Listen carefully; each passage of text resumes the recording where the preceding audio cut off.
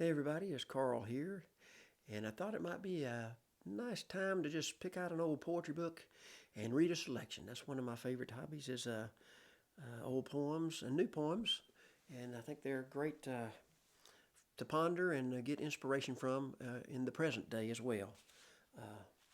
So the one I picked today is called Back Country Poems from Sam Walter Foss, 1922 edition of about a late 1800s book. And it's got a picture of him in the front here. I'll show you that. He's quite a dapper fellow there, and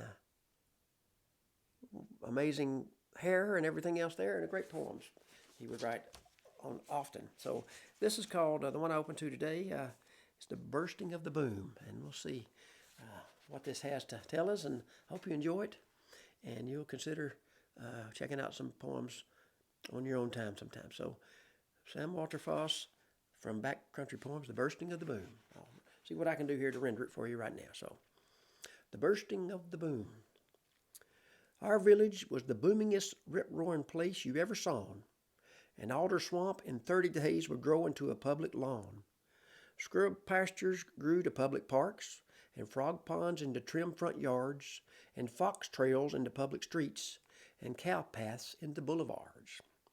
We had a library and high school, 2 letter carriers for the mail, 4 churches with 4 choir rows, 2 lawyers, and a bang-up jail. 2 editors who fit and style no New York editor could beat. One had a vile and scurrilous rag, and one a low and measly sheet. What made the town die out, you ask? It was the strangest thing, I swear. Smith's dog chased Eben Johnson's cat, and that's the whole of the affair. And Johnson and Smith set him on, and Smith said Johnson was a liar. So Johnson set the flame a-going, and Smith poured oil upon the fire. Then Mrs. Smith perked up her nose at Mrs. Johnson in the street. The little Johnsonses and Smiths wouldn't speak at all if they should meet. The sewing circle then took sides, and soon broke up in wordy fights. For part took sides with Mrs. Smith, and part were Johnsonites. The trouble got into the church, and then, instead of praise and prayer, the pastor got his fingers mixed in Deacon Peleg Putnam's hair. The prayer meeting broke up in noise. Next day the minister resigned. And Deacon Putnam, he went round with one eye black and other blind. Young Smithites courting Johnsonites broke off with their prospective brides. And soon there was 2 lunatics and then 3 suicides.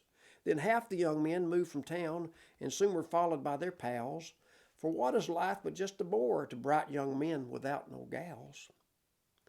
Folks moved away, the stores failed up, the bottom dropped out of the boom.